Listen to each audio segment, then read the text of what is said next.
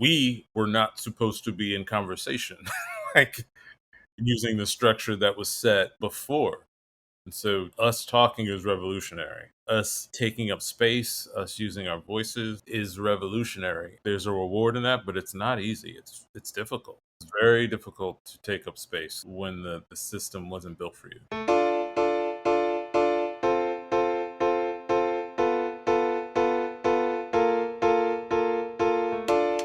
It's Uncommon Good, the program where we talk with ordinary people doing uncommon good in service of our common humanity. I'm Paulie Reese.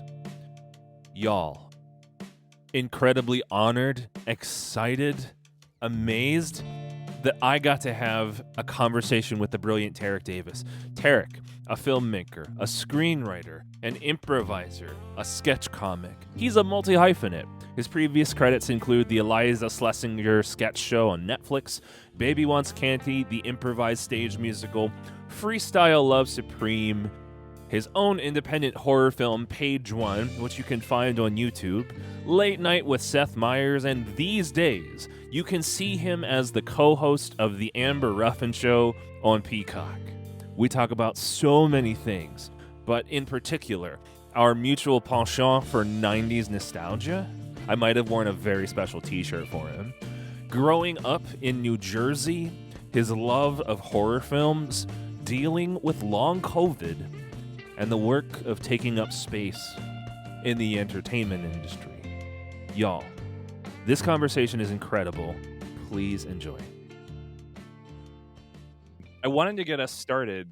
One of the things that we share in common and have talked about in the past is our love of so many things pop culturally in the 90s. I wore a special t-shirt for you today. Oh, you did?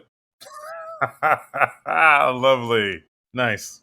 I wore an original production team t-shirt for the Fox Television very short-lived Philadelphia run of Family Double Dare, originally filmed at what is now the NPR studios in Philadelphia, Pennsylvania, WHYY.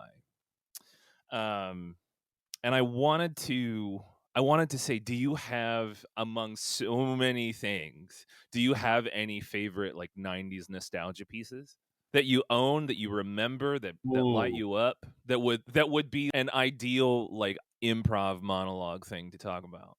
Yeah. Oh, that's a great question. I've been strangely, I guess this is it's not so strange when you get older. You look back fondly on those simpler times.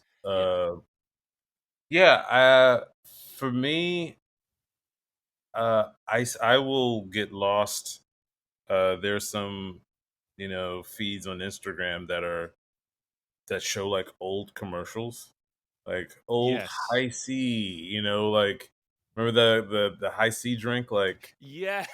just I will or on YouTube I will go, like I can get lost for a very long time going down a rabbit hole of watching like those commercials. Like the things that we considered very disposable to me are very precious right now. It's like, man, we advertise a lot of sugar. Yes. So were you an Ecto Cooler kind of man? Ecto Cooler wasn't my favorite. I do remember it was being really excited when that new flavor came out. Being a Ghostbusters fan myself, Yeah. but the flavor I was that it was more just like a thing at the lunch table that you're like, oh, he's got the Ecto Cooler, like, but it wasn't my favorite flavor. But yeah, I grew up in that era of like, every lunch I had a high C or a Capri Sun, and luckily I didn't get diabetes in while I was in elementary school. But yeah, that and seeing the Family Double Dare shirt reminds me just of like Mark Summers, and then they would tell you like what the family won, and it was like all these products that we would just be sold. I know there are problematic aspects of that, but something about that time and watching those commercials are very endearing to me. They're very comforting. I remember in particular, like, Eastpak, like the Mm, backpacks, yeah. really, really terrifying looking rollerblades, a phone shaped like Garfield the cat. Yep. I had a phone that was like a break-in case of emergency phone in my room, Yeah. but it came in like it was so unnecessary. It was so all this plastic around, but I loved it. Yeah, you know that would be I miss my room. My room in the '90s is a thing. I think I if I could step into a portal of just my room, Mm. that would be a real treat. I think there is an adult version of Space Camp. And that was like the grand prize always. If you could go to Space Camp as an adult, would you? Only if Leah Thompson would be there. Um, I said that out loud, but yeah, I Space Camp the movie was I yeah I had the biggest crush on Leah Thompson, and that kind of superseded my nerd interest in Space Camp. It was maybe they went hand in hand. Now as a grown man, and I think I'm a little bit more. I'm wise enough to say no. My genuine interest in Space Camp isn't really going to space as far. Uh, Is it for you? Is it like Howard the Duck Leah Thompson, or Back to the Future Leah Thompson, or like Back to the Future 2 Leah Thompson? Great question. I mean, Back to the Future was my introduction, Yeah. and she's great in that movie. It's a very awkward role now, Yeah. looking back. Um, but yeah, I mean, I would say Back to the Future. Howard the Duck was very confusing to me as a child because I was just like, now I think it's pretty revolutionary and great, but like then I was just like, how does this work? Like and there weren't many conversations about anything even encroaching like sexuality, much less Yeah. trained species sexuality. So like I was just like, how is this?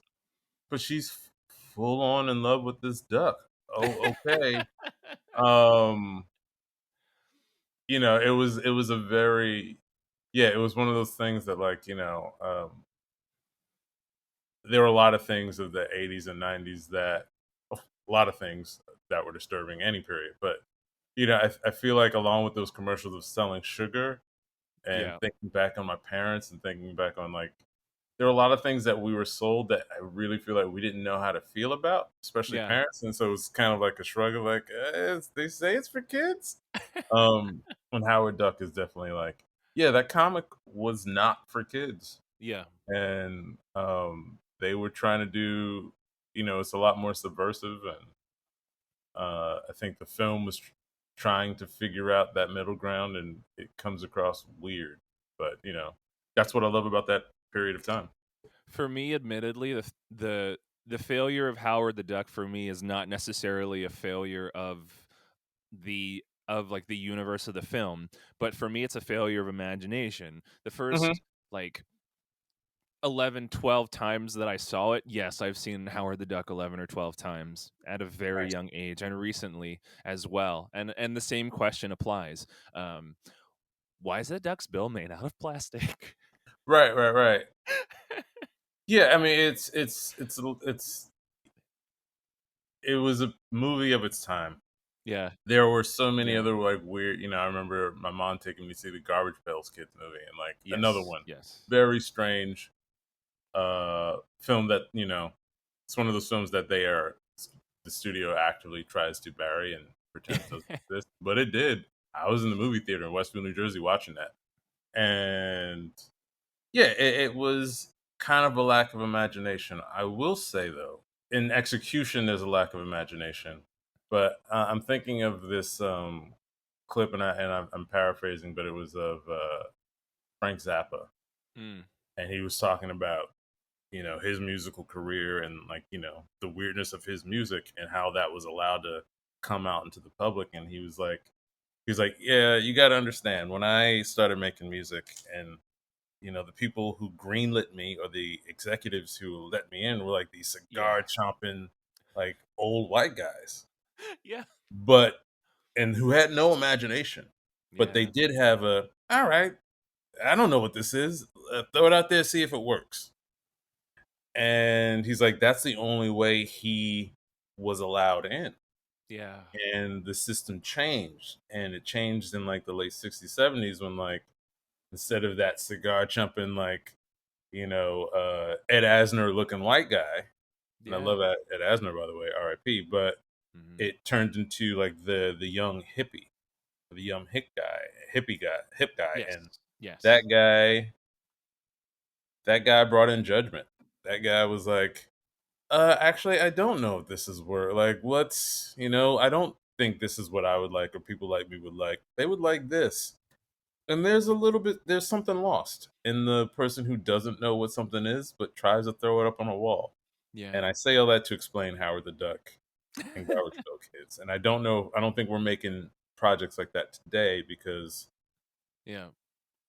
they wouldn't even get past the judgment stage. Like, it'd be like, well, is this hip? As opposed to throw it out there and see what sticks. And to me, that's a lot more exciting of an approach to art Yeah. than I don't know. I think these people would like this, if that makes sense. I think so. There are plenty of things I think that I've seen as you're describing from that era in particular, where and I think we just came through one from the pandemic, Right. because people had to be like, we can't make more than this. Right. We have to make this. Um, I Right. One of the things that I think of in particular, I'm a big fan of British panel shows and that sort of style of humor, where there's a gentle premise that's largely unimportant, but is the container in which funny people can do silly dumb things, Right. like the conceit of improv, um, Right. which I'm sure we'll get to very directly at some point, but hey fam, it's Polly. If you liked that video, want to join the conversation, be part of this community, click the subscribe button so you don't miss a thing uncommon good. Thank you for watching, and we'll see you in the next one.